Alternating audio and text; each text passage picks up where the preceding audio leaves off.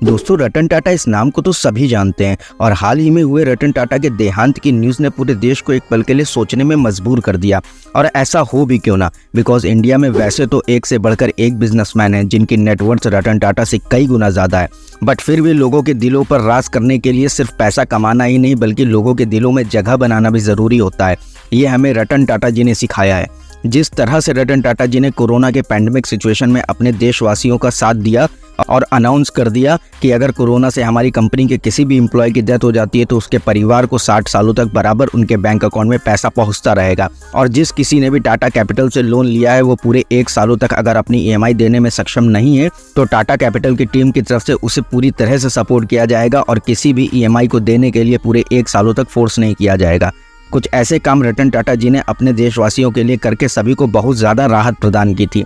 पर दोस्तों, ये तो वो बातें हैं जो आप सभी लोगों ने कहीं ना कहीं सुना ही होगा, बट जो बातें आज हम इस वीडियो में रतन टाटा जी के बारे में आप लोगों को बताने वाले हैं वो बातें आपने कहीं भी नहीं सुनी होंगी। और यार, ऐसे ही सच्चाई से भरी बातों को आप लोगों तक पहुंचाने के लिए हम बहुत मेहनत करते हैं। सो रतन टाटा जी के लिए एक लाइक और चैनल को सब्सक्राइब जरूर कर लीजिए। सो चलिए शुरू करते हैं। वैसे तो रतन टाटा जी का निजी जीवन कभी किसी के सामने ज़्यादा नहीं आया। उसका सबसे बड़ा कारण यह भी है कि उन्होंने अपना पूरा जीवन अपने काम को समर्पित कर दिया और बचा हुआ समय भी जो था वो देश के यूथ को आगे बढ़ाने में लगा दिया। बट क्या आप लोगों को पता है, रतन टाटा जी के बचपन के दिन काफ़ी खुशियों से भरे हुए थे जिसमें इन्होंने अपने बचपन को भरपूर एंजॉय किया। बट जैसे ही रतन टाटा जी और उनके भाई जिम्मी थोड़े बड़े हुए, उसी टाइम उनके पिता नवल जी टाटा और माता सोनी टाटा का तलाक हो गया और वो दोनों एक दूसरे से अलग हो गए, जिसका असर उनके बच्चों पर भी पड़ा। और इसके तुरंत बाद ही उनकी मां सोनी टाटा ने दूसरी शादी भी कर ली, जिसकी वजह से रतन टाटा जी को उनके स्कूल और बिल्डिंग में उनके साथियों ने अलग अलग तरीके से बुली करना शुरू कर दिया, जिसकी वजह से उन्हें काफ़ी ज़्यादा रैगिंग का सामना करना पड़ा। बिकॉज उस टाइम पर तलाक आज की तरह नॉर्मल नहीं हुआ करता था, जिस कारण उन्हें उनके ही दोस्तों की वजह से बहुत ज़्यादा परेशानी का सामना भी करना पड़ा था। रतन टाटा जी ने यह भी बताया कि इन सब के बीच उनकी दादी नवाज भाई टाटा ने उन दोनों भाइयों का पालन पोषण किया और ऐसे बुली से भरी जिंदगी में उनका बहुत ज़्यादा सपोर्ट किया और उन्हें हर सिचुएशन में संयम बनाए रखना सिखाया, जिसका फ़ायदा उन्हें अपने पूरे जीवन में देखने को मिला। उन्होंने ये भी बताया कि द्वितीय विश्व युद्ध के बाद उनकी दादी उन दोनों भाइयों को गर्मियों की छुट्टी में लंदन लेकर गई और वहाँ पर उनकी दादी ने उन्हें जीवन का असली पाठ सिखाया कि कैसे बुरी सिचुएशंस में भी खुद को स्थिर बनाए रखना चाहिए और लोगों के तानों भरी बातों को हमें किस रूप में स्वीकार करना चाहिए, जिसका फ़ायदा उन्हें अपने पूरे जीवन में मिला। रतन टाटा जी ने यह भी बताया था कि कैसे मेरे पिताजी और मेरे बीच अक्सर ही तनाव की स्थिति बनी रहती थी, बिकॉज हम दोनों का नज़रिया बिल्कुल अलग था।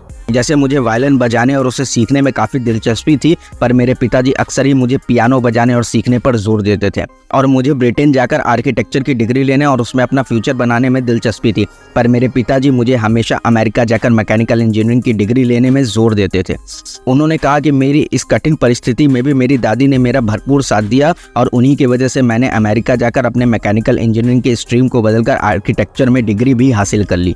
पर इन सब से मेरे पिताजी बहुत परेशान थे, लेकिन इस बार भी मेरी दादी ने मेरा भरपूर साथ दिया और स्थिति को भी उन्होंने अच्छे से संभाल लिया। इसके बाद मैंने वहीं पर एक जॉब स्टार्ट कर दी, जिसके बाद मेरे पास एक अच्छी जॉब, अच्छा काम और एक अच्छी गाड़ी भी थी। मैं अपनी जॉब और काम से वहां पर बहुत ज़्यादा खुश था।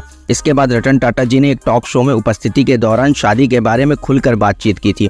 वहाँ उन्होंने ये भी जाहिर किया था कि ज़िंदगी में कई बार उन्हें एक अकेलापन महसूस हुआ और कैसे उन्हें कई बार पत्नी और परिवार की लालसा भी हुई। वैसे आप लोगों को बता दें कि ऐसा नहीं है कि रतन टाटा जी के ज़िंदगी में कोई लड़की नहीं आई, बल्कि कई बार उनकी ज़िंदगी में ऐसा मोड़ आया कि वह शादी तक करने वाले थे, पर अचानक से शादी तक बात नहीं पहुंच पाई।